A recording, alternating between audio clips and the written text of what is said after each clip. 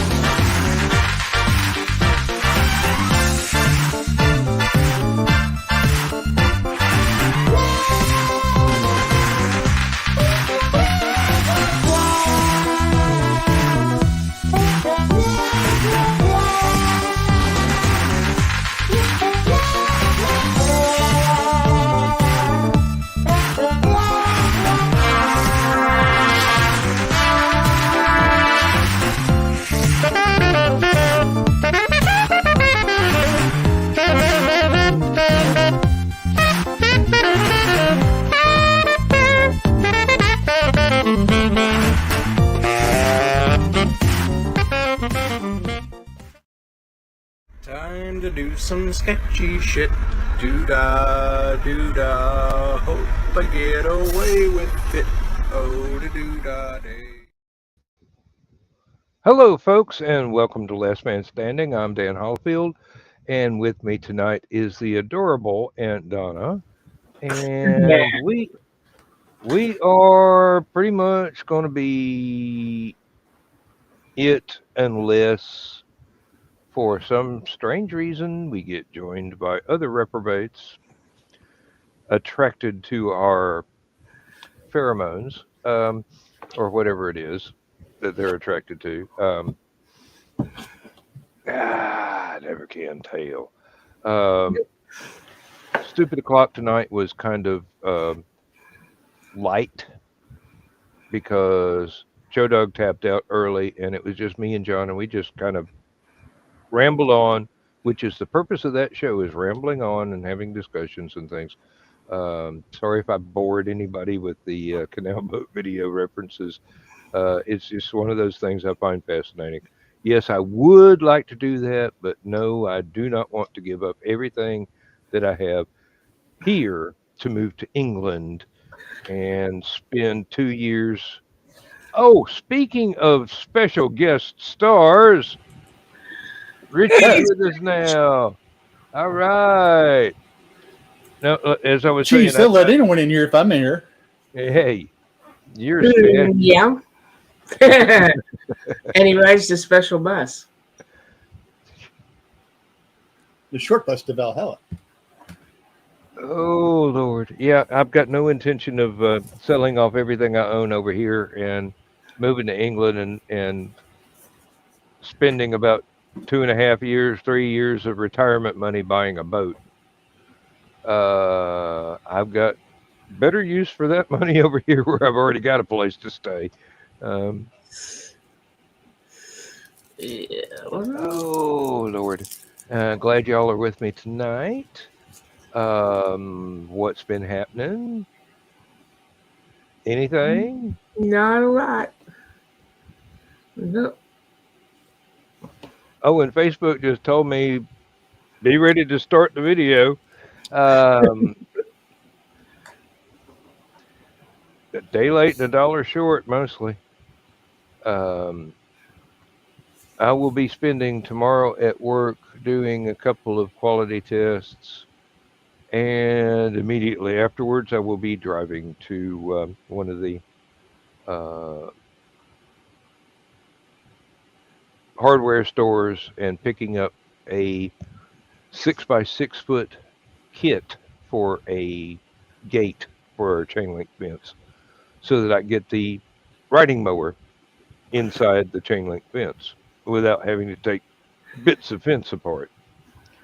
It's been raining so much I haven't been able to get the backyard mowed, and getting A little high. it's getting jungly out there. I bet the kitty cat's like that. Um, well, they have paths worn in the ground. There are bare spots, paths worn in the ground. The cats are in the front yard and in the back, but the back is the only one that's fenced in. Basically, the big problem is when the grass gets high, the dog gets scared to go out there. Hey, we're right on the edge of basically the Great Southern Woods. So we got snakes coming up. We got coyotes in the woods. We got a bear in the woods. We got wild pigs. We've got wildlife all over the place. It's one of the thrills of living out in the middle of nowhere, the way I prefer. Mhm. We're not quite as isolated as Keisha, because there is a town within 7 miles, um, and a city within 8. Be careful which direction you go. Depends on what you're able to buy at the grocery store. You go to the town. There's a limited selection. You go to the city. You can get anything you want at Alice's restaurant, but bonus points for anybody old enough to remember that song. Mhm. I know it's a Christmas Well, song, but 2 out of 3 of us.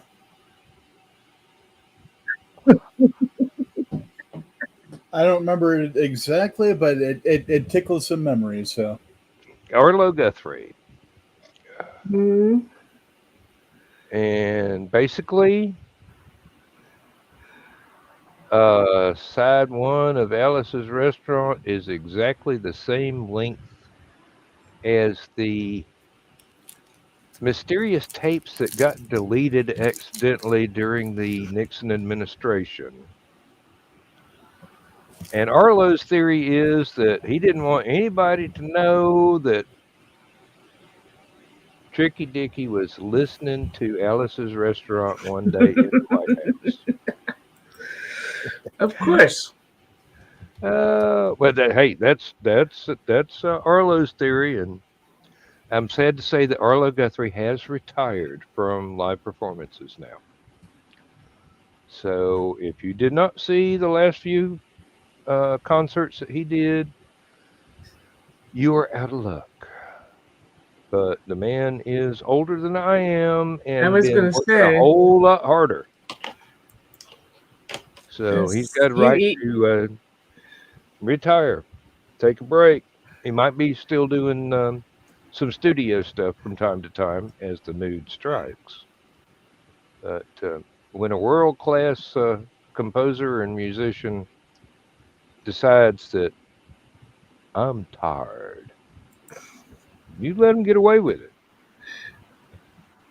Yeah, you tour for that long. Don't blame me for being tired. Hmm. Being a performing musician, no matter what genre of music you're in, Hmm. can be exhausting. Oh yeah, and Chris says 3 out of the 4 of us is old enough to remember Alice's restaurant. Okay. Um, well, it was 67, and I was born in 73, so I'm sure it was played around the house. Which is why I say I I can't quote you the exact lyrics of the song or anything like that, but the title sounds familiar. Hmm. Well, basically, it's Something about describe railroad Arlo? tracks and something. He's a storytelling He's a folk musician. singer. Exactly. I So should it's have put closer it to a ballad. that way the first time. Exactly. Yeah. Yes, it is. But there's because it's Arlo, there's a great deal of humor involved. Yep. You can get anything you want at Alice's restaurant. Walk right in. It's round the back, just about a mile from the railroad track, and that's about as far as I can go without getting a copyright strike. So, and naturally, he sings a whole lot better than I do. Now, his father was Woody Guthrie. Hmm. This land is your land, this land is my land, the composer of that one. If you know that song, you know the Guthrie family. Runs in the blood.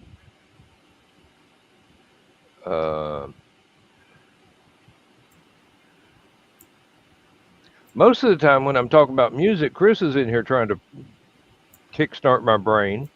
But, there's no reason to stick on talking about music when we have two other people in here with perfectly valid topics that they could drop in anytime. Hint, hint. We do? We just sit here and listen to you. It's your show. Yeah, I know. That's probably the reason we've only got two viewers, and they're probably both you. No, one's Chris. Uh,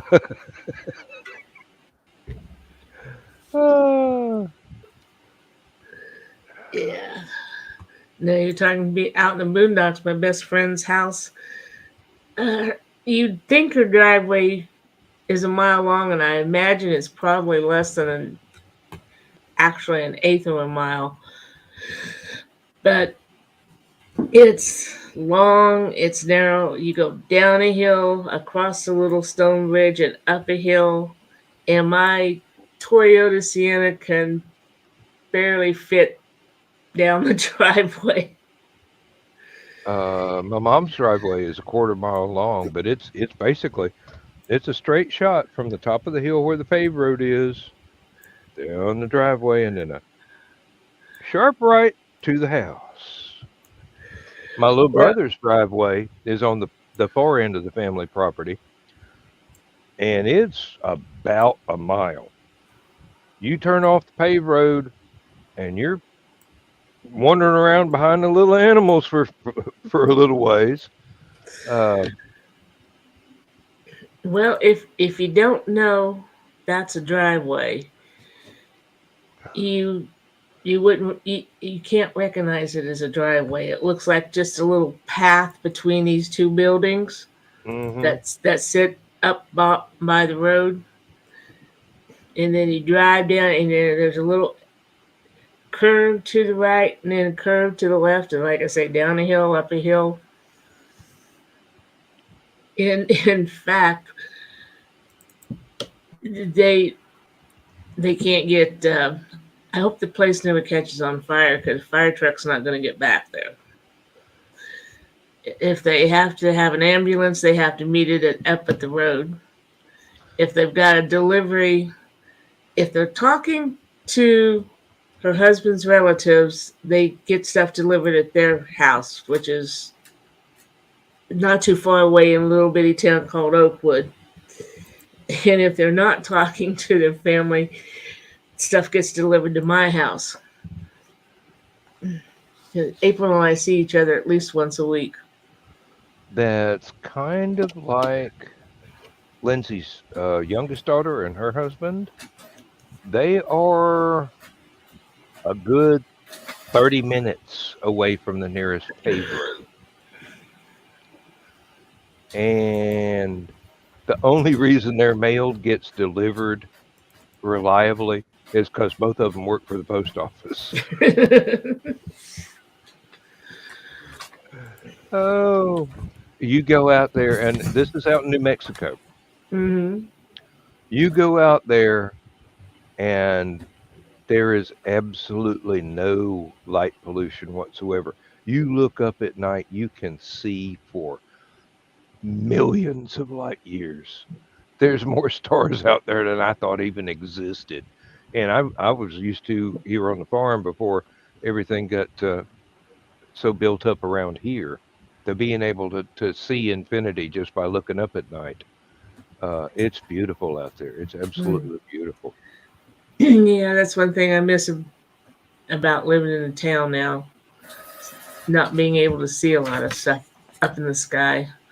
Yeah, yeah. You get spoiled living out on a farm, away from everybody, and then you move into town where things are convenient. I mean, you don't have to drive half a day to get to a grocery store, uh, and all of a sudden there's lights keeping you from being able to experience the full glory of the universe in the dark. Well, I tried. The first 15 years we were married, he had moved into where I was living, which was on the edge of town. It wasn't out in the country. And it cost him to get me into town because he had to buy this big old house in order to get me into town. But every Well, time I look at a house out in the country, and I go, that's a nice setup the way that house is. And he just says one word to me that will keep me in town: internet. yeah, Yeah. yeah. He's right. He's right. All the conveniences are in town. Very few are out in the country. Mm-hmm. Like running water, indoor plumbing. Um, Lord knows I've had to deal with the lack of both of those a few times in my life. Oh yeah, been there. Um, One of these days, I will actually go ahead and devote time to finishing up that uh, autobiographical retrospective of my childhood memories from back up in East Tennessee and whatnot, and actually go ahead and put that sucker out. Uh, Regardless of the repetition, because sometimes I retell the same memory Mm-hmm. over again, and I can't decide which one is the more colorful. Well, out of the counting the trailer, 6 houses that I've lived in, half of them have been houses which have had indoor plumbing added on, uh, especially when it comes to the bathrooms. The house at Bismarck had a little closet under the stairs that was changed into a bathroom. The house at Rossville had a room that they cut in half to add a bathroom on. Of course, the trailer and the double wide had real bathrooms in them, including one right off the master bedroom, which I really fell in love with. Hmm. And I guess the house at Catlin was specially built, modern house of the 50s, but I was like 4 when we left there, so I really don't remember that house. And then there's this house, which was built completely without indoor plumbing back in 1927. And all the 2 bathrooms and the loo on the front when they added those, they simply laid down the pipes and then built the floor up a step and put the floor down. So every single bathroom and loo, you have to be able to go in and step up in order to get into them, Hmm. which I is imagine they could get away with that because back in the day when that house was built, uh, extra high ceilings were the norm. well, you mean like, I don't know if that's 10. They're 10 foot on the second floor, but I think they might be 12 foot on the first floor. Yep. Um, I'm used to places like that. Uh, have not lived in places like that, but I've visited friends who lived in places like that, including one fellow that lived way out on the outskirts of Athens in this huge. It used to be uh, a plantation house, Mm-hmm. and he was an artist. Did very well for himself. Very talented fellow. Um, but he wound up having to put mirrors all over the house so that whatever room he was in, he could see other rooms in the Oh wow. hallway because he said it was haunted. There was a ghost of a little girl that would be walking around the house when he was there alone, Mm-hmm. and he wanted to know where she was, so he wouldn't go there. Um, it was a beautiful place, absolutely beautiful place. Um, Almost rented one exactly like that. That was pretty close to downtown Athens, and it would have been a nice apartment complex actually of about four people living in because there was that many rooms. Uh, One of my former roommates and I looked it over. We actually just went there and walked in one day while it was for rent. Was not locked up. Was in great shape, and out back there was a very thick bamboo patch Oh. attached to the property. And she and I thought, you know, if you cut into that and cleared a path, that would be exactly a beautiful place to have a gazebo with a little uh, pool and sauna and stuff. Just build it from scratch back there. And I did a couple of back of the envelope calculations, and at that time, it was very affordable. We could have, if not bought it outright, rented it long term and Mm-hmm. done whatever we wanted with the property, which would have just increased the value when we decided to leave. But life happened, and we didn't go through with it. Um, the place I haven't driven by there in 15 years, so I don't know if the house is still there, if it's been torn down and turned into a McMansion or a housing project or whatever. It was a great location, but if it's still there, sure somebody's really done it up nicely. It was the equal or better than a lot of places that became fraternity and sorority houses in Mm-hmm. close to the college in Athens. So uh, same era, same size, um, just further out of town. I'd have to stop and count. I'm not sure how many rooms this house has. I There's know it's probably quite there's probably several you don't even know about. well. There's a couple on the third floor we don't even use, and the basement.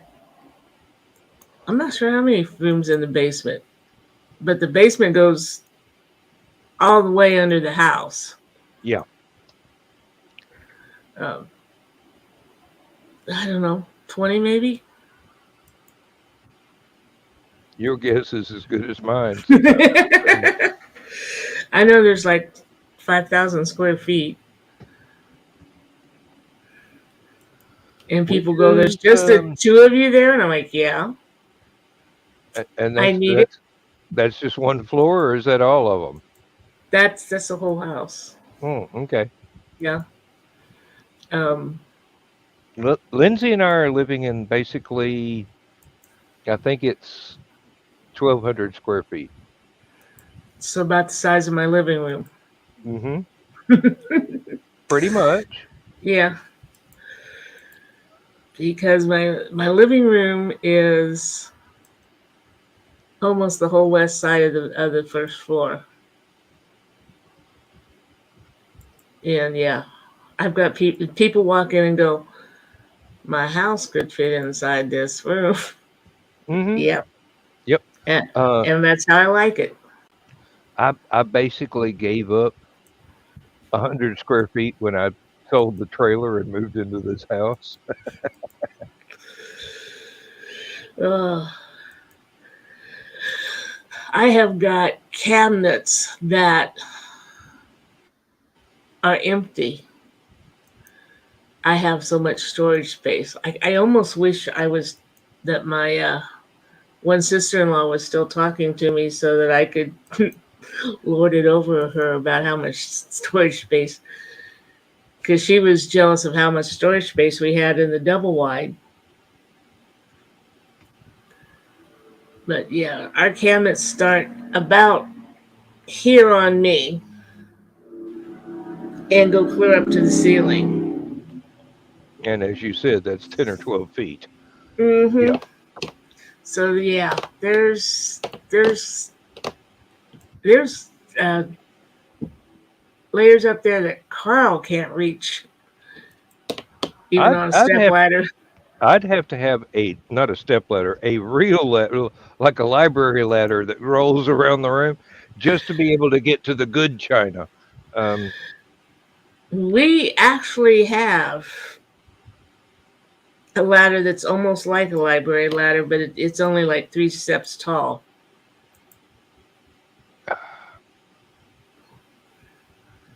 Yeah, I've got oh, a built-in linen closet on the second floor that I don't think there's anything in the door in the shelving. The 3 drawers have stuff in them, but I don't think there's anything in the 3 drawers.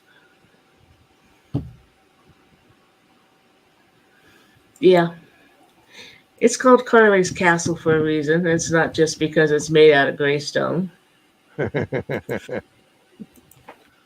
oh, yep. I keep saying we need to add a wing to the house for the overflow, but that'll never happen. Mm. Um, I don't know for sure. I might wind up with the family home on the farm one of these days. I mean, my brother and my sister already have their own house. Um, don't really want to. None of the three of us want somebody else living in our house. Mm-hmm. Um, so I don't know. I might wind up becoming the caretaker to Mom's museum, basically. Uh, House was built in either late 1969 or early 1970, and it's a big ass split level, is what it is, with a half basement, and I could fit my house in the kitchen, dining room, living room, and uh, whatever you want to call the other living room, den, and that doesn't include where the bedrooms are or the basement or whatever. Mm-hmm. Well, that's like I can remember driving by this house and there being a front porch on it, and sometime in the 70s or 80s, they enclosed that. But whoever put the electric heating out there didn't do a very good job. Mm. And so that's my storage room. We got those big plastic shelves and line the walls with those. And then my secretary days stay with me. I've got stuff in totes and then list on the totes as to what's in it. There's a kitchen area. There's a Halloween area, a Christmas area. And all you have to do is just go out there and, okay, look at the totes and go, okay, here's what I want. Mm-hmm. Yep. I would love to be that organized. We got stuff in plastic totes. We just don't know what's in them. We keep talking about open them up, make a list, tape it to the lid. And that's one reason why Lindsay was really dead set after the first few totes we bought for buying transparent totes rather than charcoal gray or any primary color or whatever, so that you could look at it and go, yeah, I think I see that. That's what I want right there. Now, if we could just take these first 7 layers down and get to that one. Okay, well, you're going to love this. My Halloween stuff are in orange and black totes, of course. Color coded for the holidays, yes. Christmas is in green and red, of course. Mm-hmm. Spring is in purple totes and blue totes. And of course, well, the autumn is orange also, but yeah. Yep. It's all in the system. Whatever your system is, as long as you stick to it. That's the thing, is sticking to it. Oh, I gotta put this, especially used to do a lot of decorating for Halloween and Yuletide. I have a complete Coca-Cola train set and the village that goes with it. I mean, the living room, the foyer, and the dining room would all just be filled. Mm-hmm. I'm now trying to get rid of this stuff. Do you need any Halloween or Christmas stuff? I have a Santa Claus that Rich would love. He yells Merry Christmas, turns around, drops his drawers, and then has this most wonderful raucous laughter. I wasn't going to buy him until but then he laughed. I'm like, nope, I gotta have this one. I was going to guess you weren't going to buy it until Carl said no, and then you had to have it. Yeah, he doesn't like it. I don't care.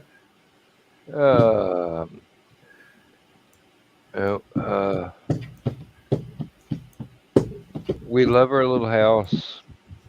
It is too little. I bought it to help out my little brother when I was trying to get out of the trailer park, get rid of the trailer, get away from living in the middle of town. He was building a house for him and his wife on the far end of the family farm. And Mom thought it was a good idea that I helped my brother out by buying this house that he'd been using it as a closet for years.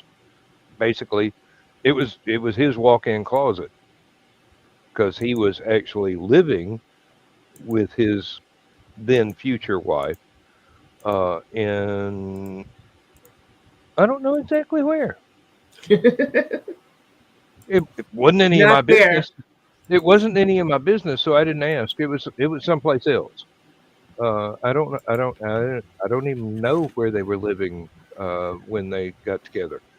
Um, but I thought, hey, you know, I want to get out of town. I want to get back out into the countryside where it's reasonably quiet, except for my fellow rednecks driving too fast and shooting guns at everything that moves, and which is opposed to living in the middle of the city where everybody was driving too fast and shooting guns at anything that moved. Yeah. Only they were had evil intent, not hey, I'm trying to put food on the table here. Uh, the dichotomy between country living and city living sometimes strikes me very. Green Acres is the place to be. That's what I ran away from the farm to go to the city to get away from. Don't want to do no more farming. No. I, I've had a change of heart over the years. If I were to go back to farming, it would mean that I was my own boss, which Dad really enjoyed being his own boss on the farm. It just so happens that he was my boss on the farm. So. Well, we were tenant farmers, which means we were only half bosses. But he loved being a kid on the farm. Too much work as an adult, and I am a lazy person. Yeah, I can relate. I can relate. But I wouldn't mind if there were anything that you could do with a small farm these days that would make money.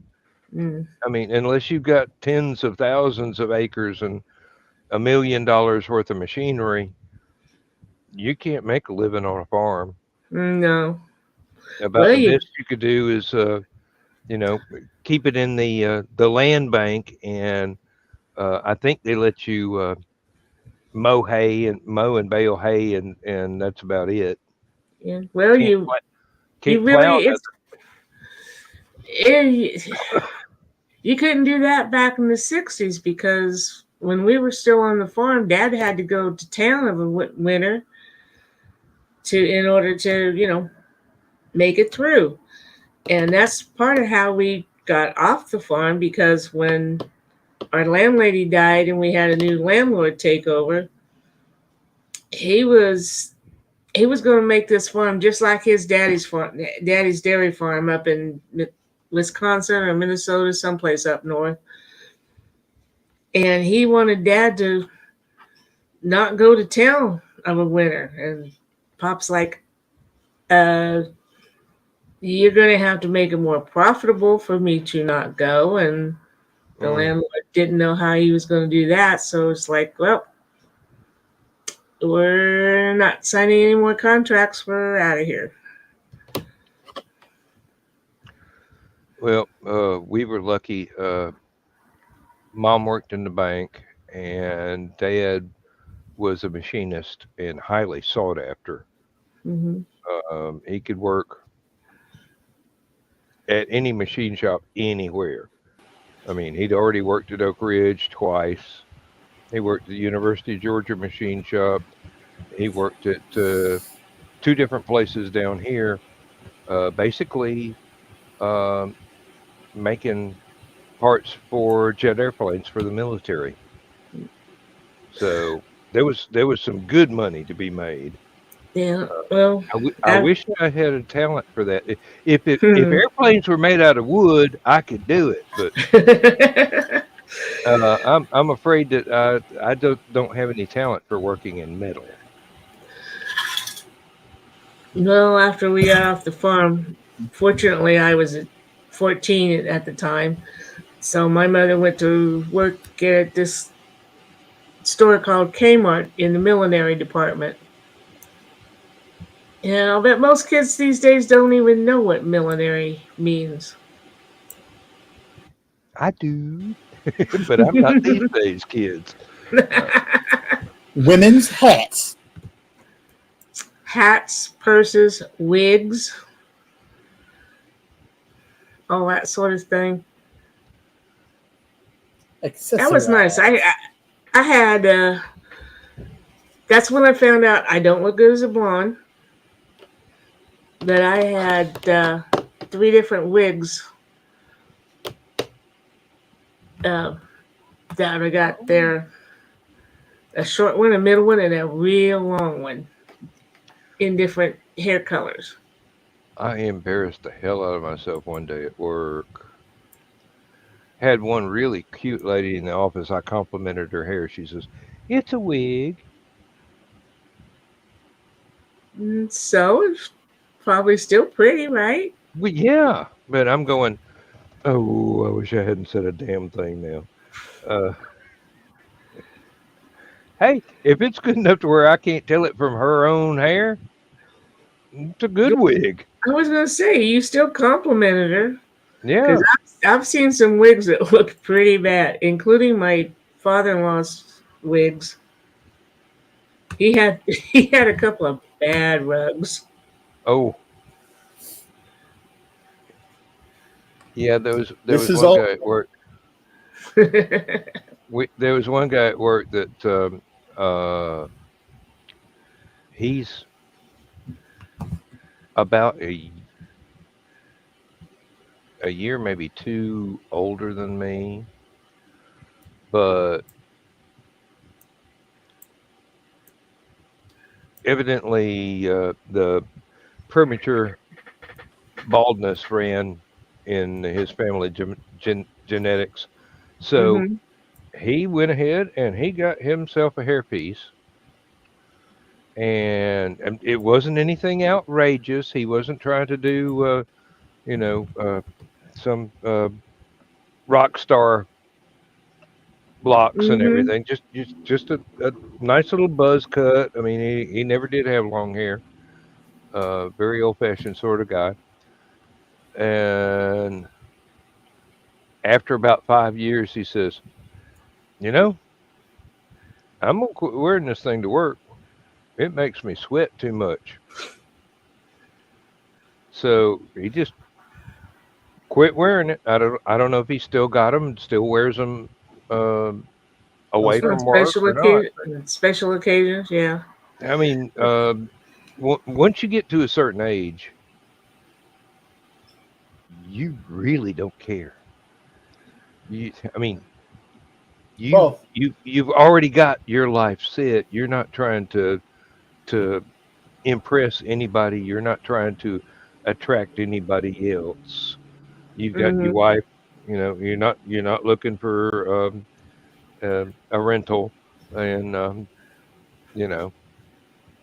Well, in his case, he was always looking for a rental. Hope his I wife never found out. yeah, when That's mom why I was didn't name any names. when mom was working at Kmart, these 4 boys came in. They were about maybe 20, and one of them was bald, and he had the same problem as your friend there. It was genetic. He'd gone totally bald by the time before he was 20, and she was working in the wigs, and then one of them said to his buddies, maybe you need to get one of those. And he kind of laughed, and there was one that wig that was for a woman would be really short. For a guy, and this was during the 70s, he says, I would like to know what it would be like to have long hair. So mom's like, sit down, let's try a few. And he ended up buying a wig that he could wear, and he was in the service, so he couldn't wear it on base. But when he says this will be good for when we get to go out, and I can wear this when I go out and when I'm On off leave, yeah. base. Yeah. Yep. Uh,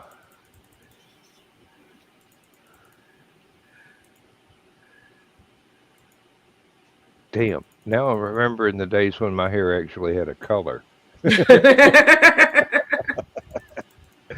I mean, I'm amazed I've still got it as little as I do. But there is a spot in the back that's getting way thin. But then again, I am 65. Carl had a spot back there since he was about 30, because that's the way it goes in his family. He had this one little gal at the bar at the hair shop saying, I can fix this. So he covers up and he's like, honey, that bald spot's older than you are. I don't care if it's covered or not. Yeah. Isn't it wonderful when you get to that point where there's just nothing left to care with?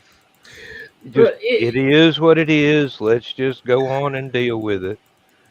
It's so funny because his brother just worries so much about going bald. And Carl doesn't. So Dennis actually ended up balder than Carl did until Carl shaved it all off. And I'm like, I don't care if you're bald, but if you've got hair, why not have long hair?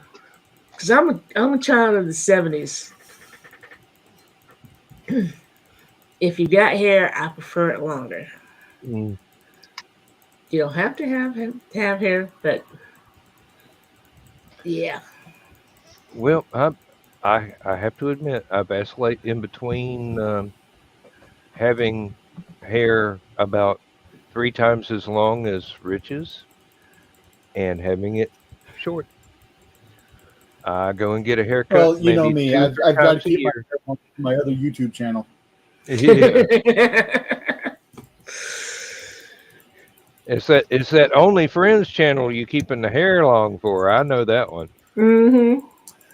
I know it's the joke about Kyle Hill's. I think it's Kyle Hill, young scientist feller who has mannerisms and speech patterns very similar to mine. It's kind of scary. Oh, look up Milo Rossi. Young fella, beautiful long hair.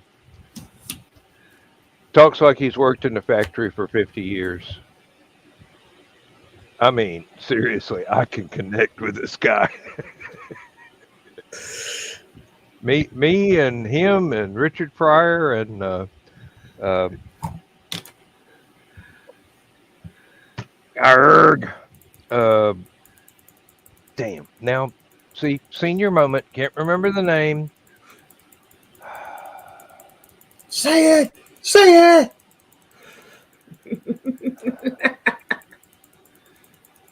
Yeah, he's gone.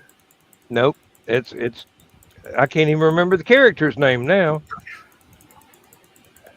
Talk about grace under pressure, huh? Mm-hmm. Well, I figured Sam Kinison would have been one of the people you were thinking about, which is why I did the say it. No. I greatly admire him. We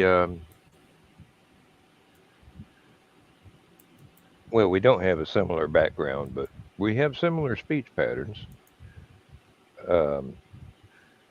Motherfucker.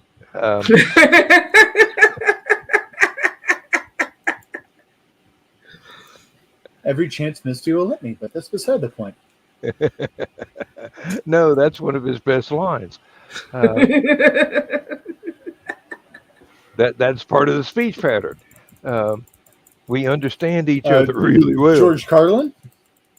I understand George Carlin really well too, but I remember when he was wearing a suit and tie and had short hair. Well, what I'm saying is, motherfucker was part of his speech pattern too. So. Yes, 7 little words. This is going to drive me crazy until I remember the man's name. Okay, maybe if we go on, maybe it'll come to you. Marvel Comics and the movies organized the Avengers. Was in the comics a white dude, and now he's black. In the movies, Samuel L. Jackson? That's the one. Bingo. I had no idea. Sometimes it is very difficult possessing my brain. I get the feeling that some hunchback dropped it on the floor before it was installed. It's like a meme I shared the other day. Not in charge of the remembering. I could always blame it on dementia, but hell, I've been demented all of my life. Blame it on the rain that was falling. Oh, sorry. Blame it on the brain. Yeah. That was falling. That was shorting outward. Oh, dear. It was Abby. Abby something. Abnormal? Yes, Abby Normal. Exactly the reference I was going for. Okay. Yes, sometimes I feel like Marty Feldman dropped my brain on the floor before anybody put it in my head. And Carl was worrying about me behaving. I'm behaving. Hey, we aged. Not well, but I'm behaving. I'd rather be good than behave. Well, everything we do is behavior. And that's what he's afraid of.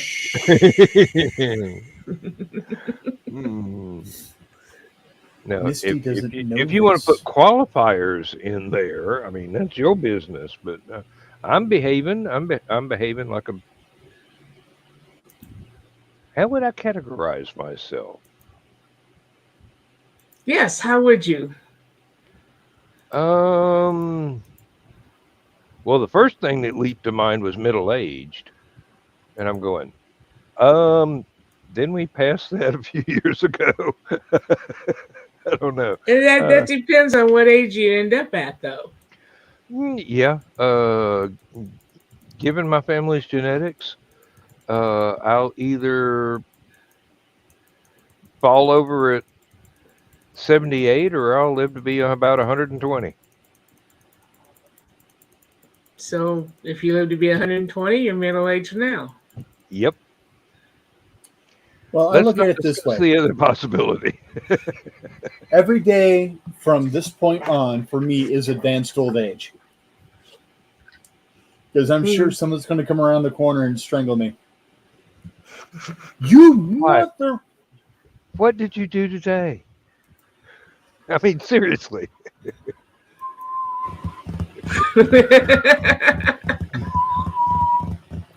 The statutes of limitations hasn't even started to tick on it yet. Uh-oh. What was it? What was that Blue Oyster Cult song? True Confessions. I wasn't much of a Blue Oyster Cult person. I find them fascinating. They drop in a lot of science fiction references to the music, as well as pop culture references. But back in the day, there was an awful lot of sci-fi reference. I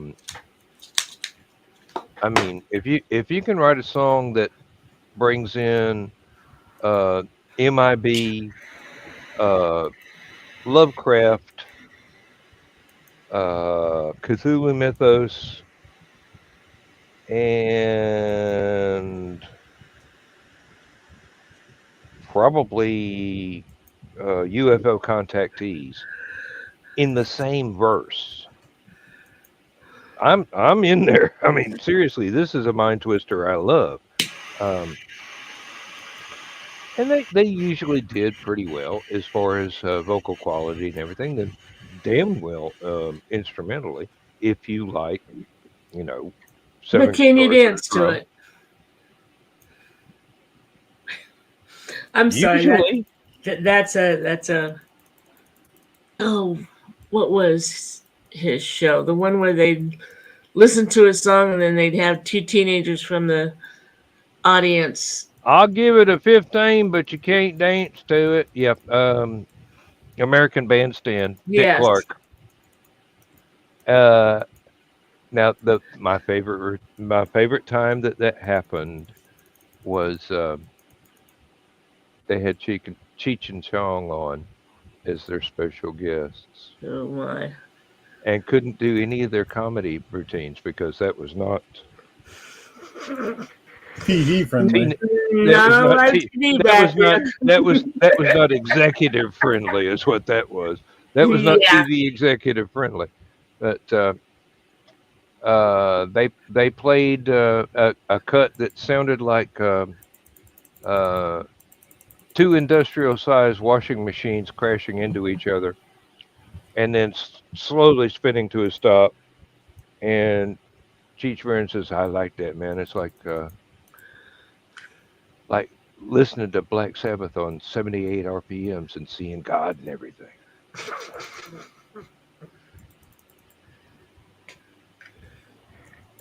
And Tommy Chong was going, "Yeah, man. I like that, man." And Dick Clark was going, "I hope there's an exhaust fan on y'all's room." Yeah. Either that or Dick Clark was going, glad y'all gave me that package before the show. Hey, Dick Clark, who knows? I don't think he was as I don't know that he was white milk as clean. Yeah. Yeah, I mean it's not like he was Pat Boone or anything. For sure not.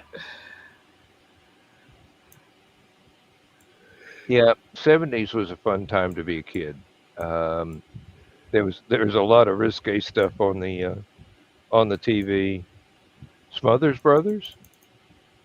Yeah. George Carlin on the Tonight Show, and the Smothers Brothers.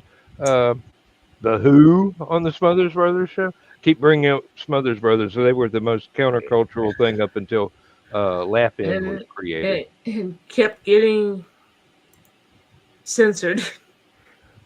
Kept pissing people off, yeah. Truth to power. You're going to piss people off. Mm-hmm. Get used to it. I just find it weird that Smothers Brothers were counterculture. Oh, their show. Oh, definitely. They looked so clean cut and conservative, but they weren't. Well, they were clean cut. They just weren't conservative. Conservatives. Well,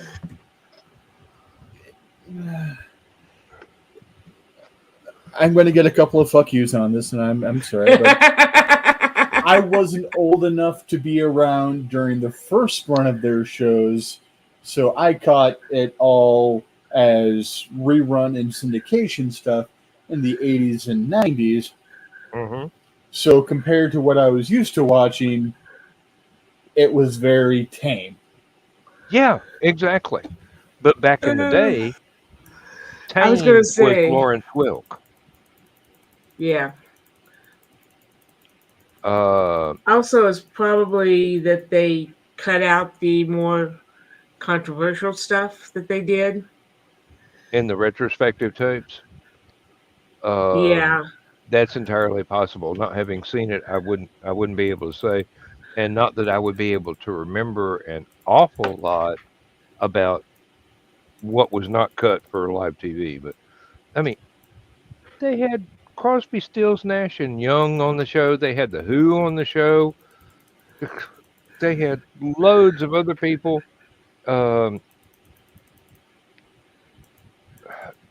was definitely smoking something in the day. Tommy was really subversive. I mean, tell you, that guy's sense of humor was. Now, I do remember a lot of stuff that Tommy said. I was like, you could say that back then? No, you couldn't. He's the reason you could say that back then, because nobody ever thought to make a law against it until he said it, and then they made the law. Mm-hmm. Yeah. And I love Tommy because he played such the perfect dumbass but he was such an educated and intelligent man. Mhm. Mhm. Well, they both were. Both brothers were very, very intelligent, very educated. Well, yeah, but you know, But, Tommy's Dickie- character, Tommy's character was playing against that. He was the clown, yeah, yeah. and his And the line most spoken on the show, Mother always did like you best. yep. But yeah, it was Tommy saying those things that usually got the show censored. yeah, but he said it as if he was Forrest Gump. You know, Mm-hmm. he wasn't, but that's the delivery that he used. Sonny and Cher. Oh, they got away with some stuff for There's a few yeah. times. For a few times, they got away with some stuff that was really out there. Um, You look at some other person in the room and you go, "Did you hear what they just said?" that was a Yeah. triple entendre. Yeah. Yeah. Of course, you know Bob Hope used to do that too. Oh yeah. Well, I mean, seriously, you go back. Milton Berle was a master of it, Yeah. and definitely Bob. Uh. Oh Lord. I can remember watching a Bob Hope show with my oldest brother and his first wife. I think I was maybe 10 or 11, which would make them in their early 20s. And Arnie would go, "Did you hear what he just said?" And I, of course, being only 10 or 11, I'm like, "Yeah, what about it?" "Oh, you're talking to him. Okay." Yeah. And now that I'm of an age where I would probably understand, I'm wondering if they've got some of those on YouTube or something. Because I Back would in love to go back and catch those jokes. back in the day, Dean Martin and Jerry Lewis had a variety show, and Hmm. it was so early. It was filmed in black and white. That was some of the funniest stuff I'd ever seen in my life. Um, they had they shamelessly stole stuff from lots of other comedy groups and comedy duos and put their own spin on it. And then you came up with the Dean Martin celebrity roasts late at night. Hmm. That was pushing the envelope for the day back then. Um, ooh, the double entendres were thick and dirty back then. Some of the Um, ones on Dino's variety show were pretty good too. oh yeah. Oh, you talk about the later one with the dancing girls, the Hmm. gold diggers. Yeah. Um, I took one look at that after I had watched the early stuff when they were, you know, in between movies they were making. They were doing the variety show, and I'm going, I like that job. Anybody that can drink heavily and be surrounded by beautiful women, that's my job. That's the job for me right there. Um, Uh, he wasn't drunk all the time.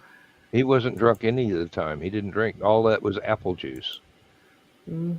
He was just acting drunk, like Foster Brooks, who's a teetotaler, acting drunk.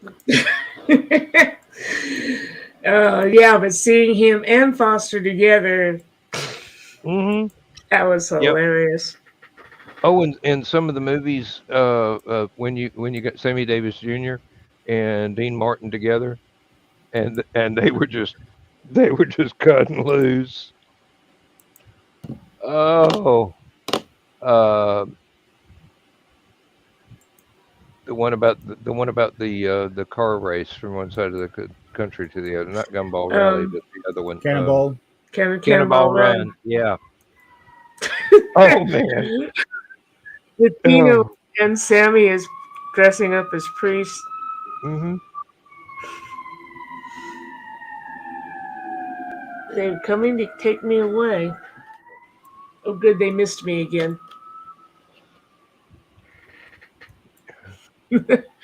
Oh, yeah, and you can see a lot of those Foster and Dean clips on YouTube. Mm-hmm. There's a lot of the Dean Martin roasts, the celebrity roasts on YouTube. Um, you do have to search for them. They're not going to pop up in your recommendations, Mm-hmm. but once you go ahead and do the search, there's a couple of hundred of them. They was having a lot of them back then. Yeah, I mean, it seemed like it was once a week for a while, for many years. Mm-hmm. Um, and every celebrity entertainer was on there.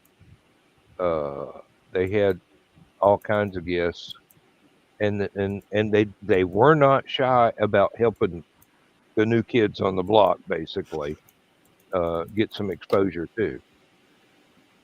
New kids on the block from the '60s and the '70s, Mm-hmm. not the Not the new kids on band. the block comedy group or band. Yeah, Some people thought their singing was a comedy. mime. Uh, They were cute. Was that was the what sold them. reason. That was what sold a bunch of the boy bands. Was Mm-hmm. they were really cute. The teenage girls really loved them, and the recording studio was able to manipulate their voices so that they actually sounded really, really good instead of just Just really kind good. of good. Yeah. And then we get to Milli Vanilli, which nobody knows whose voices matched whose hits on that stuff. Uh, There's a meme going around with Milli Vanilli and it says reacting to all the lip syncing done nowadays. Like, yeah, they hey, got busted for it, but everybody's lip syncing these days. well, look at the music videos from all the big shows like Top of the Pops and uh, any place you had what was supposed to be a live band playing, Mm-hmm. and you watch them perform the song, and you realize there's not a single guitar that has a cord plugged into it. There's not a single electric guitar that's plugged up to any amplifier. So you know that was a lip synced performance. Yeah. Um, No, they wanted the quality to come through, and when you actually saw something like go ahead.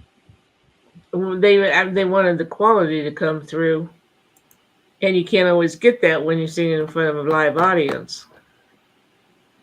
Yeah. Um, they were aiming for this is what you hear on the radio, Mm-hmm. not what you hear in concert. Mm-hmm. Um, you could watch things like Midnight Special, and people actually had instruments plugged up and ad lib things in the middle of a song Mm-hmm. that was different from what you heard on the radio. You knew those were live performances. And then again, there were others that nobody had any instruments plugged up to an amplifier whatsoever, and you knew those were lip synced. And I had no problem with that. Loved going to concerts. That's great. But when I'm listening to like on YouTube or on the radio or something, I want that radio quality. You want the I don't radio want with a it, yeah. live. Yeah, I don't want the live performance. If I want a live performance, I'll go see it live. Or watch the video of it live and going, hey, No, this is different, but it's good. no. I don't even watch the video, live video. There are a Yeah. couple of them. There are a couple of them where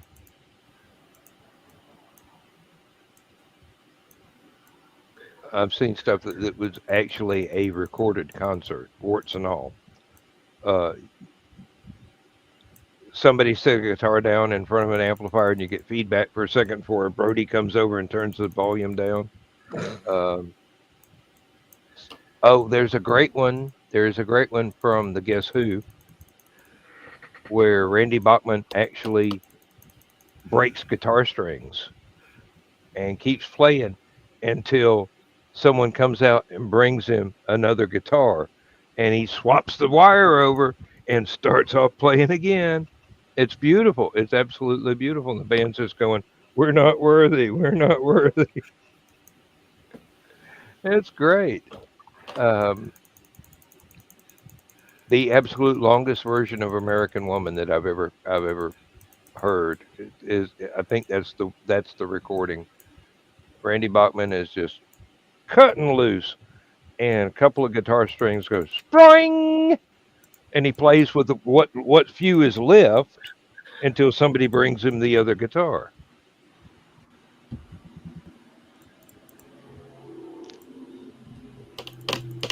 That is a absolutely great version. Um, Live Bullet? Never heard of it. Live Bullet. That's what Chris is That saying. Live Bullet. That would be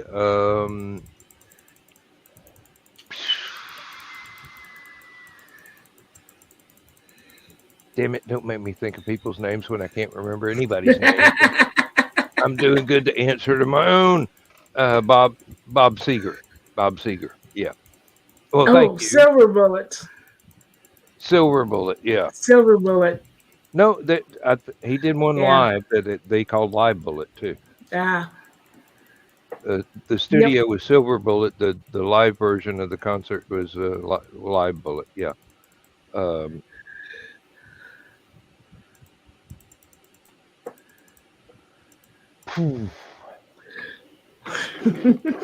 Like I said, I've been demented for a long time. How am I going to tell when the old age dementia kicks in? And I've never been able to remember people's names. I'm doing good to remember my own. Half the people at work, I'm sorry, people at work, I've never bothered to learn your names. So Misty is an epileptic, and for people that don't know, a lot of times when epileptics have seizures, their memory starts to Swiss cheese because parts of the brain start to die. So whenever Misty feels the need to go in and explain to me once again that, epileptics, have memory issues and stuff like that, I'm like, "Hi, I'm Rich. We had sex." Hey.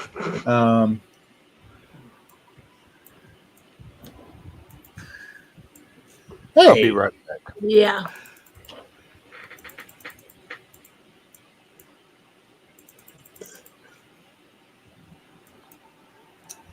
She laughs. She hates it when I do that in public.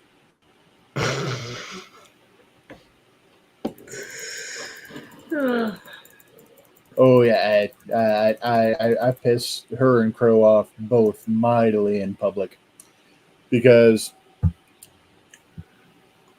nowadays the music that they play in stores is like the music I grew up on.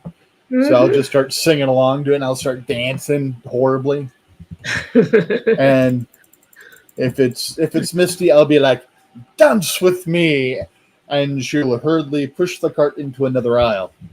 If I do it to Crow, I go, "Dance with Daddy," and Crow just beats me.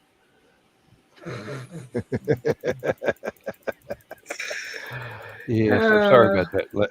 Lindsay reminded me she's got the air conditioner going in the bedroom, and I've got the office door open and the window down, so I had to close my window. Usually I've got the office door closed while we're on the show, but It's hot tonight. It's like 94 in here.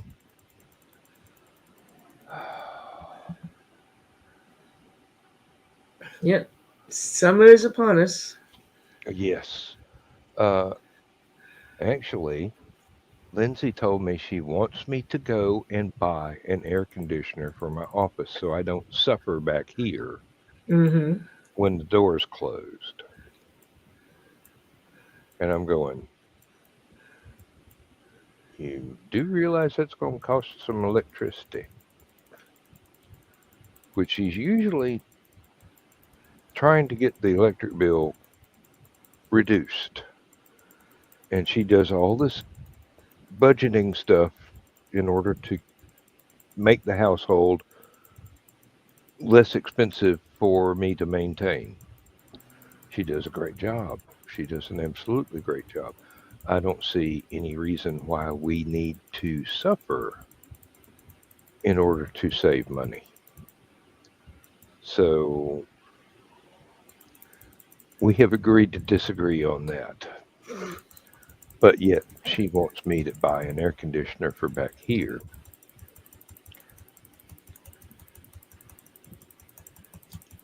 Take advantage. Get one.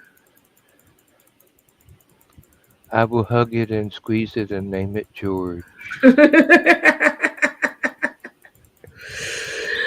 Oh man, when we first moved in here, just never considered what it was going to be like in this large house. And so when the furnace came on for the first time, first month, we let it run it what we were used to in the double wide. Mm-hmm. Comfortable temperature. Yeah. Boiler for the first floor, central heat and air for the second and third. Got the bill. Decided that parkas were a good investment $1,000 for a month. for 1 month. Mm-hmm. And it's like, we're going to have to make some adjustments. Yeah. Yep, been there, done that. I'll be right back. Or even now, the boiler gave out. No way we could have afforded a new boiler because they were going to have to put in a whole new piping system because the old pipes were giving out too. So we bought one of those heat transfer things. It only covers the west side of the first floor, but it does do heating and air conditioning. So during the winter, we go downstairs just to get food. We don't have anybody over unless they know you better be willing to sit there in your coat because it's not going to be warm enough to take off. And we keep it just warm enough down there so that nothing freezes. And then in the summer, we just don't worry about it. It doesn't seem to get that hot in the summer on the first floor. But yeah, we live on the second floor pretty much during the winter.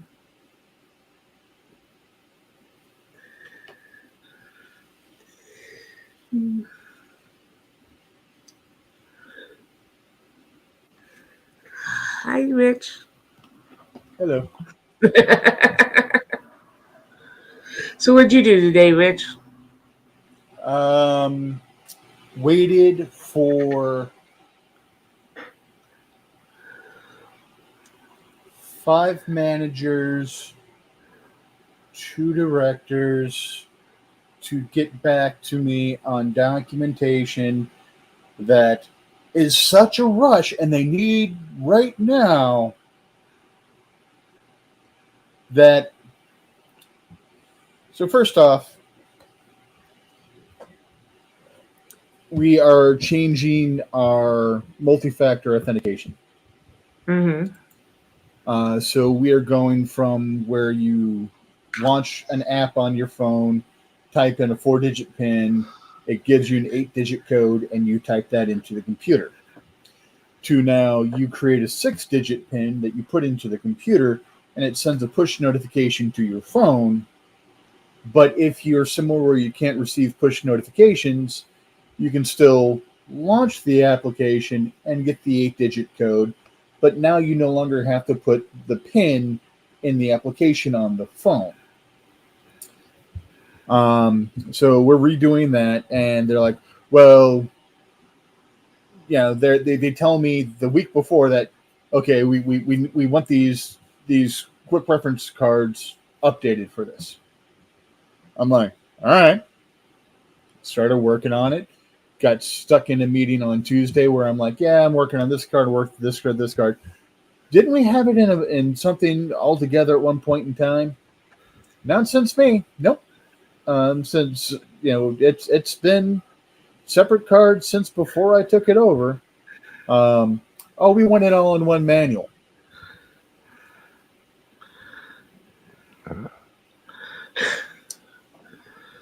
Yes, but can any of you drive stick? So I have now created where each of these pages on their individual cards is a 2-column Page. 2 columns on the page so that Mhm. you can get a lot more information on because of how things are. So, but now it's like, okay, well, you want it all this information together. It's going to need to be a book. Having 2 columns per page is going to look and read weird in a book. So now it's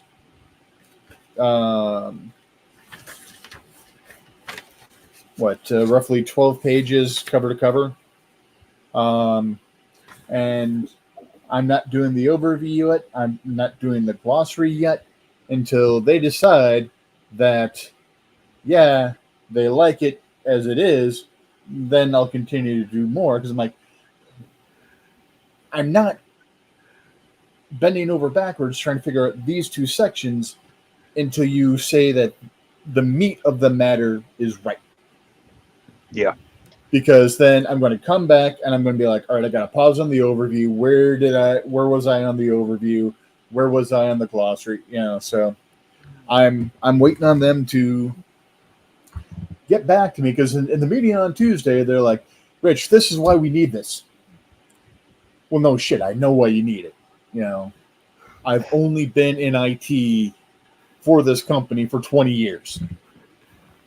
Kind of get why we need it. I'm just like, somebody needs to get back to me on the information, which has been my thing. I think I was bitching about this last week too. And I'll admit, I am bitching about it. Where it's like, okay, give me the documentation the documents you want me to update and tell me what needs to be changed on it. I can't just look at it and go, oh, they want to go with this method now. They want to go with, doing it this way. Yeah. I don't know that until they tell me. I look at it, I'm like, okay, the simplest method is this. Oh, you didn't want the simplest method. Of course Why not. didn't you say so? So, yeah, it's... and then I played a little bit of Genshin Impact with Crow. So it's been a day, and I've been waiting, and because it's been that kind of day, I went and I made a food for dinner that soothes my soul: kielbasa and sauerkraut. Ooh, I yeah. love that. I love that. So, and Misty was happy when she got home. She likes sauerkraut. Crow, not so much. So basically, I baked the kielbasa in the stove, and I did the sauerkraut on the baked the kielbasa in the oven and did the sauerkraut on top of the stove. And then I don't think Crow ate any of the sausage. And I'm like, damn it, child, I could have had the good sauerkrautness baked into my food, and you said no. But anyways. They don't like the taste of sauerkraut. There's a lot of tastes and textures that doesn't work with Crow's brain. So I can understand that. Mm-hmm.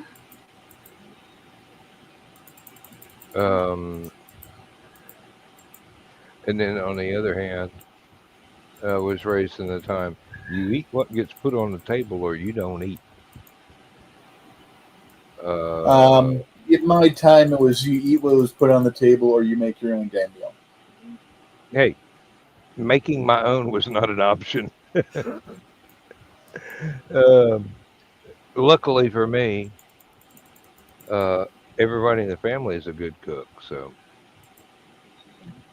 even Dad. There were a lot of times that Mom worked late, so we had to be the cooks of the house. And yeah, I tended to cook a little bit better back then than my sisters did. Go figure. You paid attention. Go figure. I had an appetite. Funny how that helps. Now,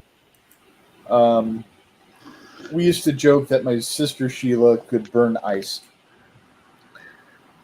And not freezer burn, but burn ice. And it comes from early on when she was cooking.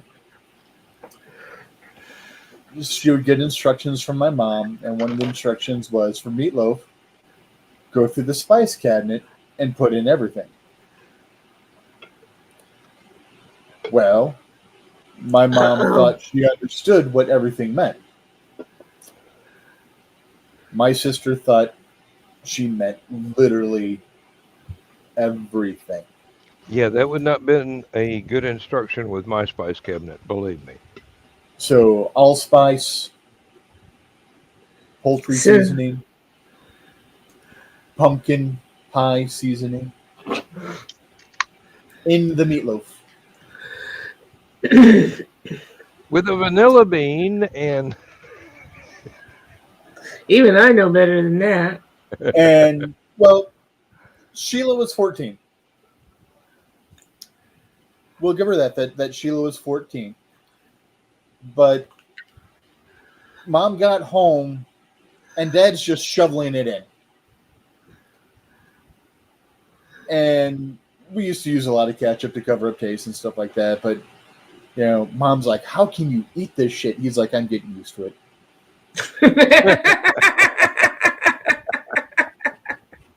Now, Sheila's other great faux pas,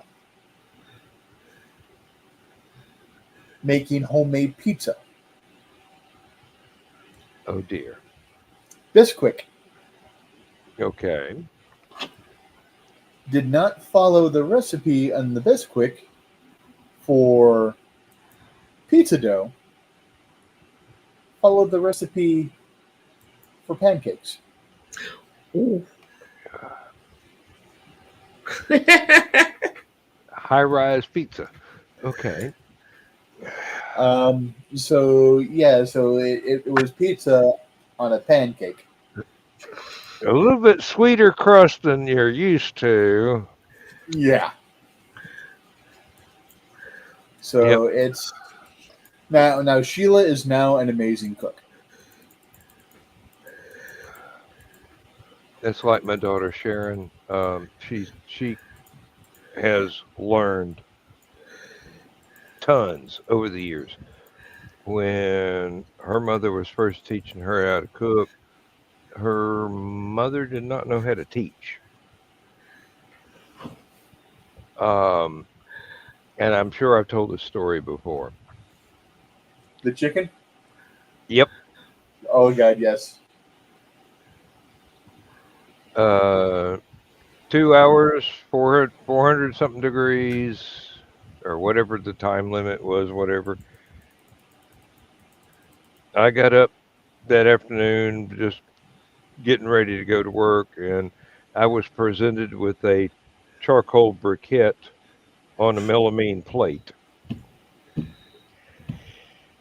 Her mother forgot to tell her this was for an oven, not a microwave. 2 hours of anything in a microwave.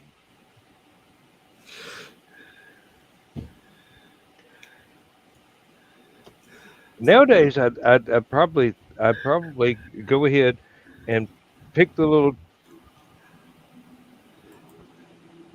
half a chicken charcoal briquette off of the microwave safe plate that was cracked in the middle, and go, "Oh wow, I can see Jesus. We can sell this."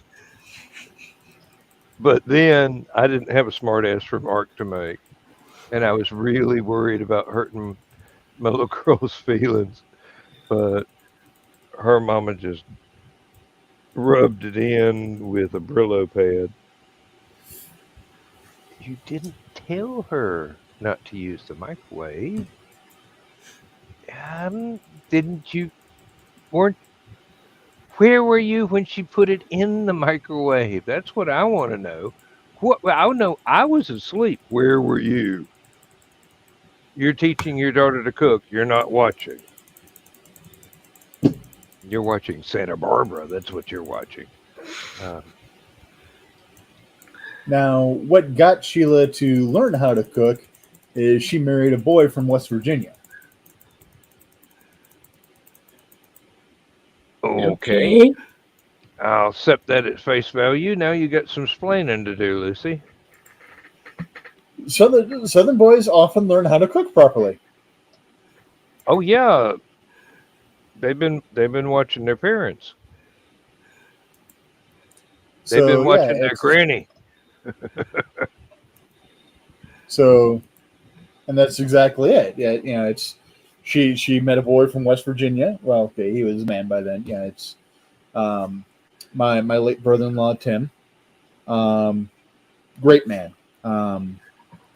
It's I forgot the years, but he was crew chief on, I believe it was Carter's Marine One. Oh wow! So it's he was a helicopter mechanic when he was in the Marines. That would have been the mid '70s, wouldn't it?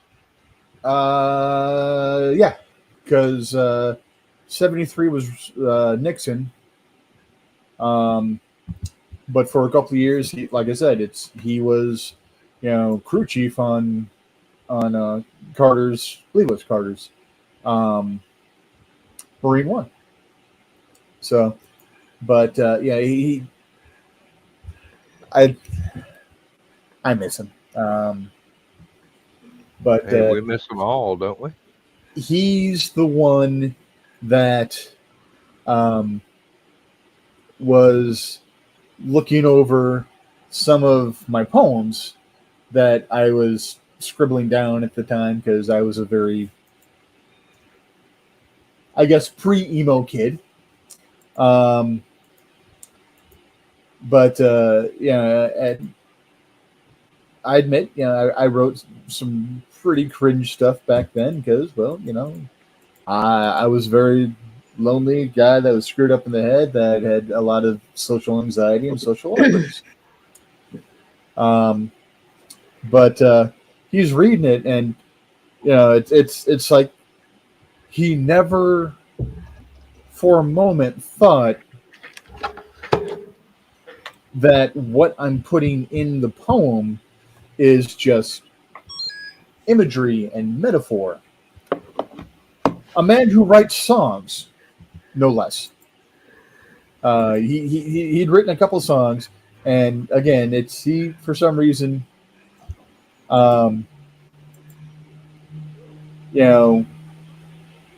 didn't think about metaphor and imagery.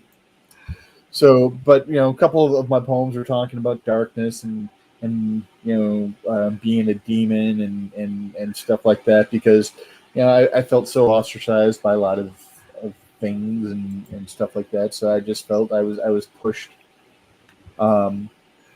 aside and stuff. And he's just looking at the stuff and he's like, you're not a demon, right? I'm like, yeah, it's called imagery. I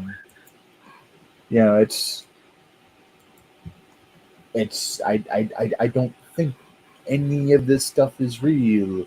This is poetry. It's a very psychological thing that's happening. It's not good poetry, but it's poetry. That was a quote from a song, and now I don't know what the song was. And Chris is saying that was 77 to 81. 77 to 81. For Carter, yeah. Yeah. Oh man. So for a couple years in there, he was the crew chief for that. So, but it's the boy had some interesting times adjusting to the Midwest.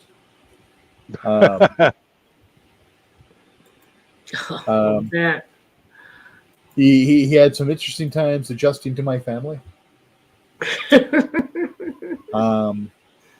Not touching that one. He wasn't used to F-bombs being lobbed back and forth as a form of "I love you."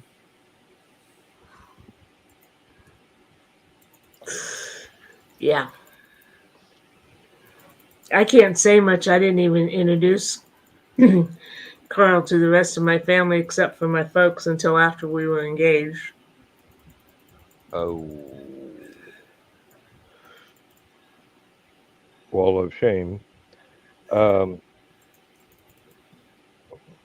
Lindsay got introduced to my immediate family when we went to the courthouse to get married. Same day, my maternal grandmother's 97th birthday.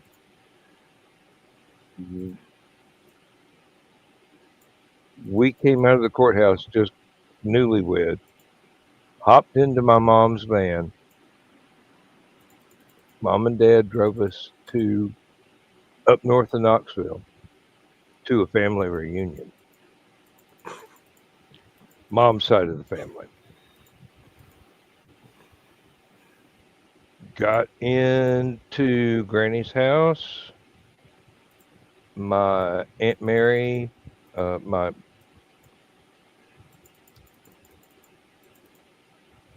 Uncle Bill's wife, and Bill was one of my mom's brothers, took Lindsay by the hand, led her into Granny's kitchen, presented her with a head of cabbage and a huge knife, and says, "You make the coleslaw for the family reunion dinner."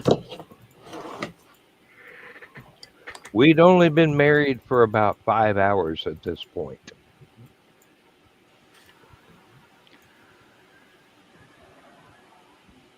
Coleslaw was perfect. Aunt Mary was absolutely stunning, just going, "Hey, you're accepted." There are women who have married into this family that were not allowed in Granny's kitchen for years. My wife, same day. Same day. And then was told not to be washing dishes. One of the younger girls will do that for us, because the older ladies, they got to cook. The younger ladies, they had to clean up.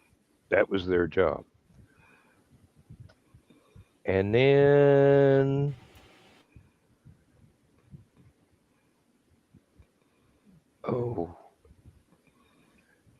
Lindsay got to have a private chat with Granny Griffith. Nobody was allowed to get close to hear what Granny was saying. Oh, here we go. We re-add. There we There go. we go. Yeah. Yeah. You keep stealing Bill's internet. That's what's going to happen. Um, no. Like I said, the coleslaw was absolutely perfect. Dinner went great. Lindsay got a private audience with my grandmother, my mom's mother, Granny Griffith. Nobody was allowed to hear what was going on between the two of them. Granny's sitting there, 97, 98 years old, dipping snuff while she's talking to Lindsay. She goes, "You take care of my Danny Lynn. He's a good boy." Little, I'm sure she said something about little scatterbrain, but yeah, that's just I was not there. I was not allowed to overhear. But basically, um, it was like a fraternity or a sorority initiation. Lindsay got to meet my family, and then she was welcomed in. And I mean, very welcomed in. We had an immediate family only wedding, which meant there were 14 on my side because my niece stood up with me, and 4 on his side because his brother stood up with him. And then we had a small reception later. And people were hoping I wouldn't notice, but the cousins I was closest to were not there. And turned out that their grandma had died. Mm. So we had already taken our honeymoon the 1st of November because there was no way I could take it working for a florist after Thanksgiving. My boss was ticked enough that we took that Saturday after Thanksgiving. And so that Sunday, we go down to Sidell, this little old town that my father is originally from, to go to the funeral home. And everybody on Dad's side of the family is going, Who's that guy with Donna? Who's that? Did anybody know who that is? Yeah, this is my husband. What? We had several people on my dad's side of the family counting the months after we got married, because they were sure we got married so fast because I was pregnant. Boy, were they wrong.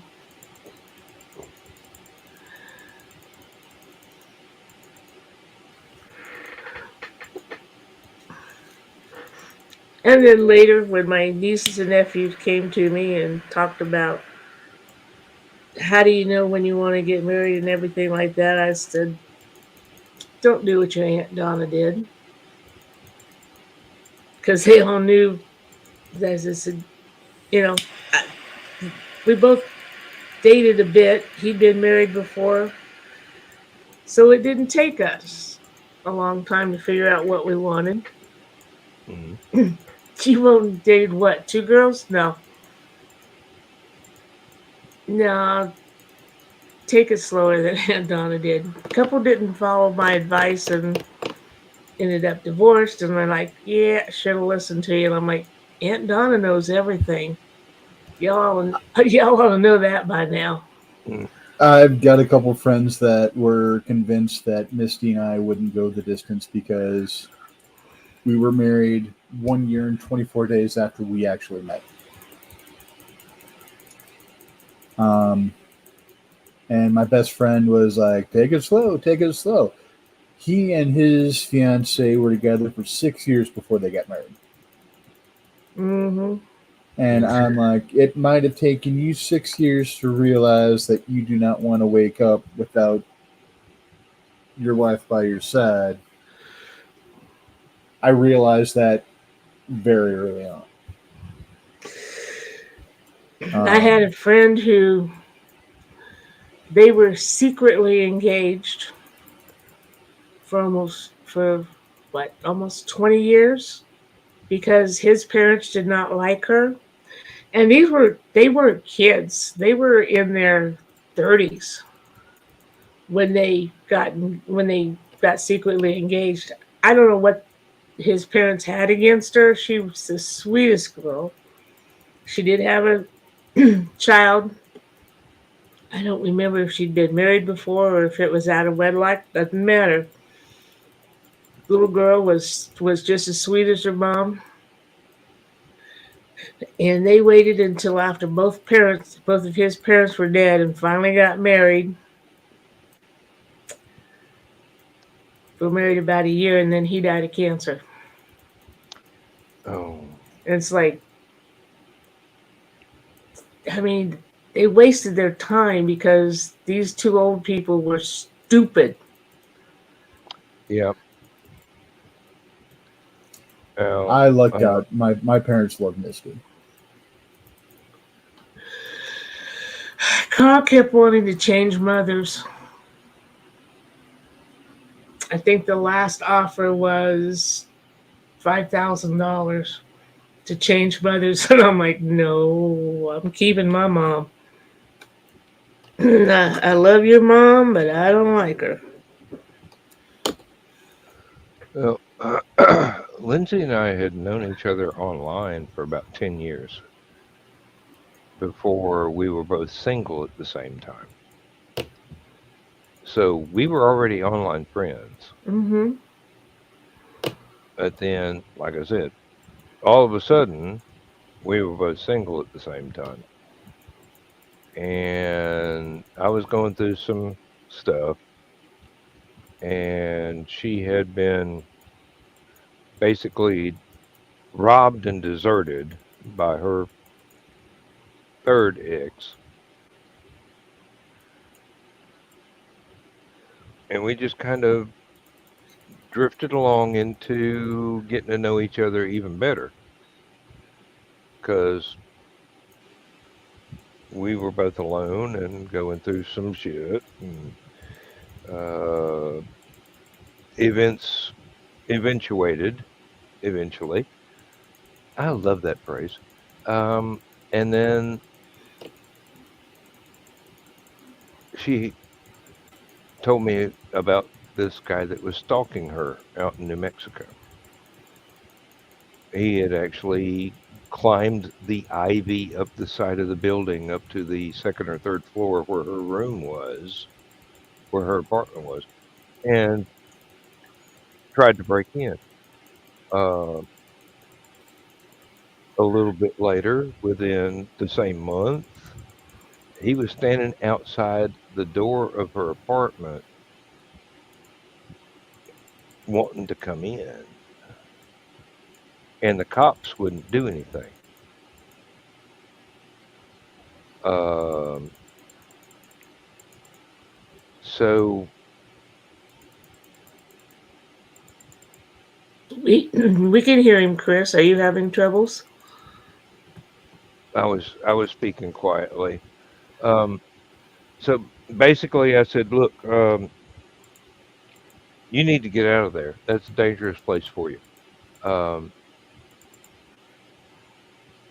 I can offer you a safe place here, no Mm-hmm. strings attached. You come out here, you meet me in person, you decide I'm not the guy for you, then no big deal. I'll help you find a place. I'll help you find a job. We'll just we'll keep on being friends, okay?" And she says, "I'll think about it." Dude comes back, standing outside of her door, trying to get her to open the door so he can come in. Cops won't do anything. She says in our next phone call, okay, how do we do this? And I go, well, um, go to UPS, box up all your shit, send it to me. I'll pay for it. Get a bus ticket because you don't like airplanes, and I'll meet you at the bus station. That happened. She didn't send all of her stuff, just the most vital stuff. And when her bus pulled into the bus station at Athens, she said she knew it was me because I was the only guy out there whose feet weren't touching the ground. Basically, I was levitating because Hmm. I was excited, and got her in the car, drove her around, showed her lots of touristy sites around the town. Um, Took her out to my remote location, carried her over the threshold, bumped her head on the side of the door, cooked her a spaghetti dinner from scratch. Almost forgot the garlic bread, but I remembered it at the last second, and got that. And we had a great dinner, and then we we sat and played YouTube videos and talked and sang along with YouTube videos and um, I think she knew I was the one when I said I pulled out a music CD. I said, "Do you mind Bowie?" And plugged in a David Bowie's Greatest Hits CD or something like that. And she's going, "Yep, I like this one. He's got taste." And basically, that was 17, 18 years ago, and we're Hmm. still together. Unfortunately, back then there weren't any stalker laws. Things are changing, but back then, unless they actively threatened or harmed you, there was nothing the police could do. Mm, Unfortunately, with stalkers, it escalates and they get tired of the rejection and they kill you. So, yeah, you got her out Yeah, of it the. goes from 0 to really bad in half a heartbeat. yep. Hmm. And that, hey, the best thing I ever did in my life is, do I need to rescue you? Yep. And she needed it. Uh, And you needed each other. yes, we did. Yes, we did. It turns out that we were entirely compatible and have had an awful lot of fun ever since.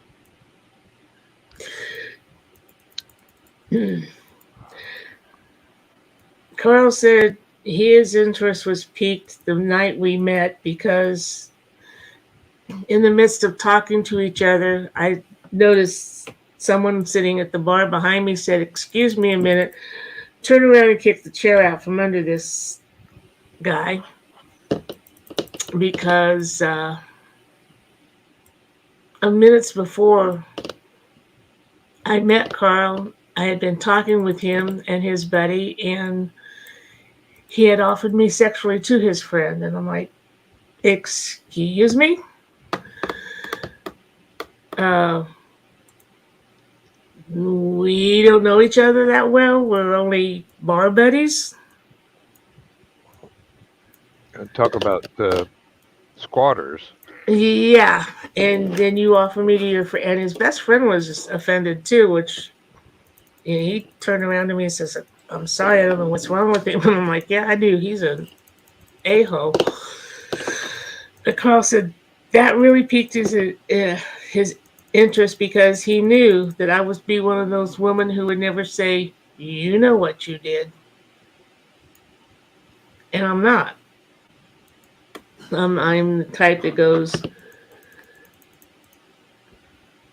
"Why did you say this or why did you do that?" Because that The ticks me hell off. were you thinking? Mm-hmm. Yep. And then after we started dating, he was at my place and we were talking about Star Trek, of course.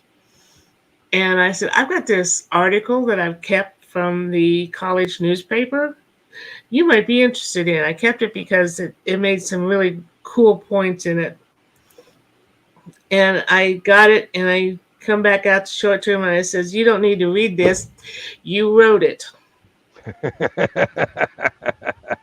Yep. So evidently we were at Danville Junior College, as it was known back then. It's known as Danville Area Community College these days.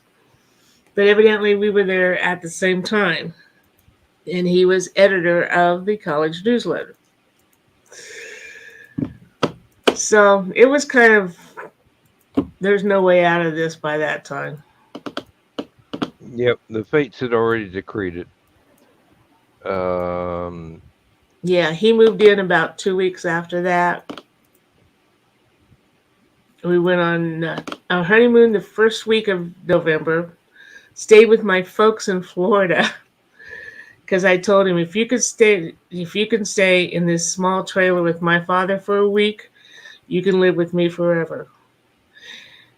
And that's exactly what happened. Got married the Saturday after Thanksgiving. Be 36 years this next Thanksgiving. Mm-hmm. And I said they said it would never last. Oh, we've had people say that it was definitely a mistake for us to get together. And then my favorite was a friend of mine said, "You and Lindsay?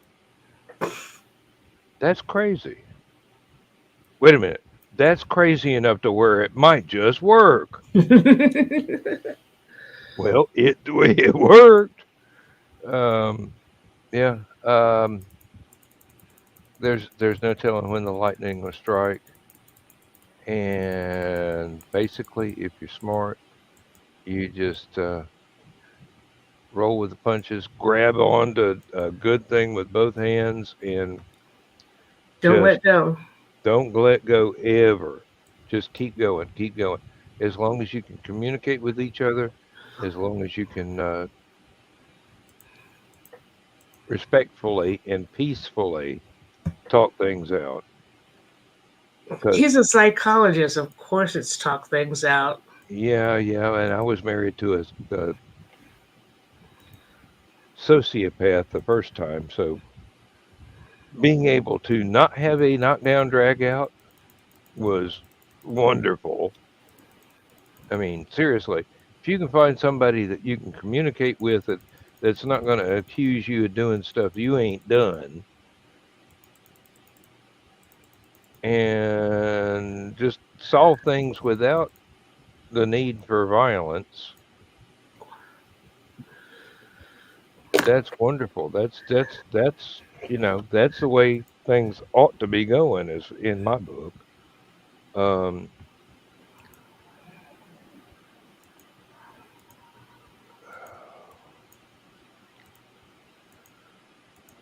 she's never regretted getting on that bus. I've never regretted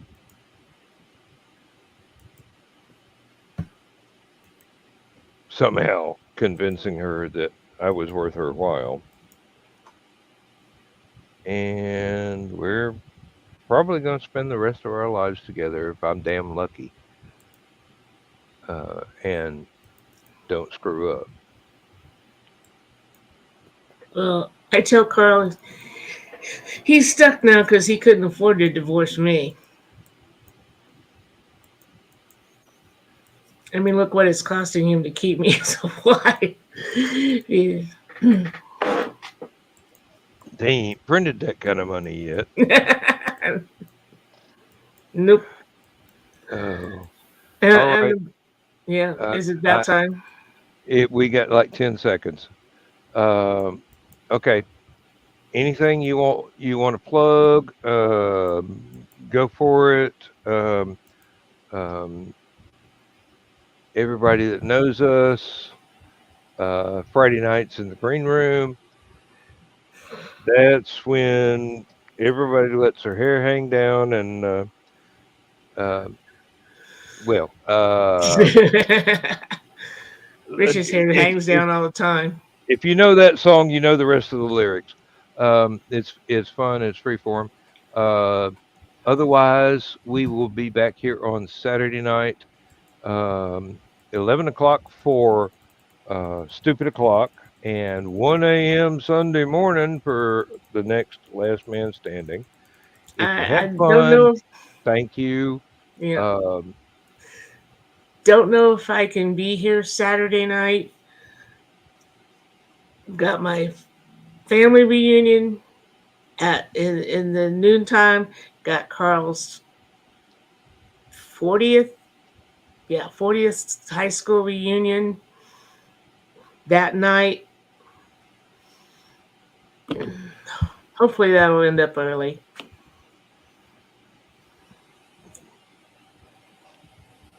hey, then again, y'all could be such a hit that it goes on for about 2 days.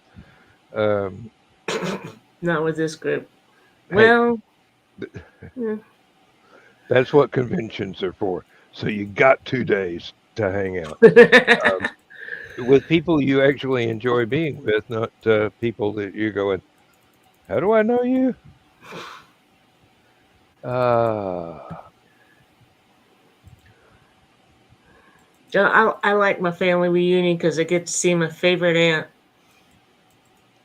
whom I only get to see at reunions and funerals. So I'd like to see her in her happy circumstances at the reunion. yep, my family, well, mom's side of the family is going to have a reunion this weekend, and unfortunately, we can't go because I didn't realize in time to take time off to be able to drive and get a room and everything else. But hopefully, that will be next year. Will be less stressful about this time of the year, so maybe we can Mm. make that happen. But remember, folks, Hallowcon, LibertyCon next year.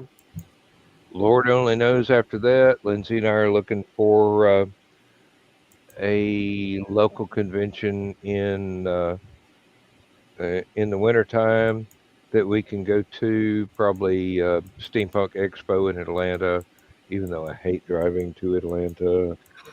In Atlanta, I don't know. We're hoping we can add 2 more conventions per year, so that we got something to do every 4 months. Mm-hmm. But that's been the thing for my retirement. It's just we got to get out of the house somehow, and grocery store don't count. So Yep. Time to uh, say goodnight, Gracie.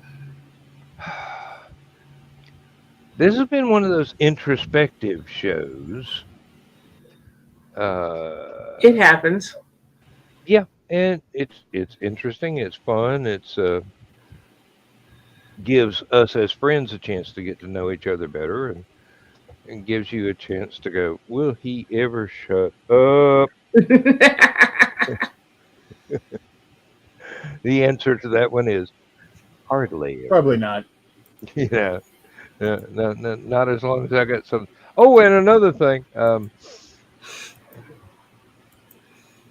No, Good because night, as you folks. know, I have no problem in telling you to shut up. I have a problem with listening to anybody telling me to shut up, but it doesn't matter.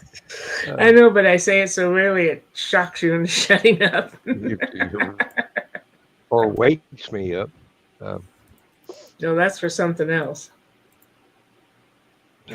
well, folks, good night. We will see you anon, and Hope you had fun.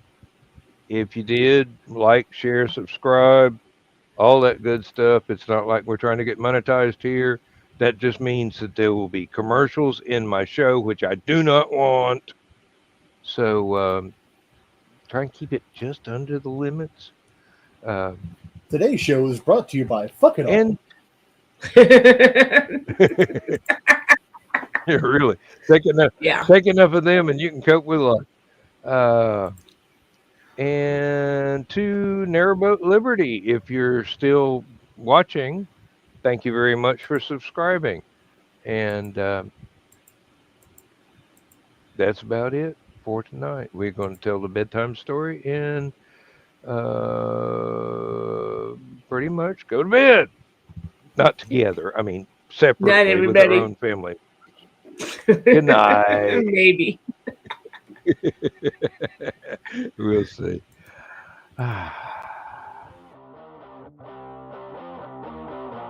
Transmission overload. System will shut down.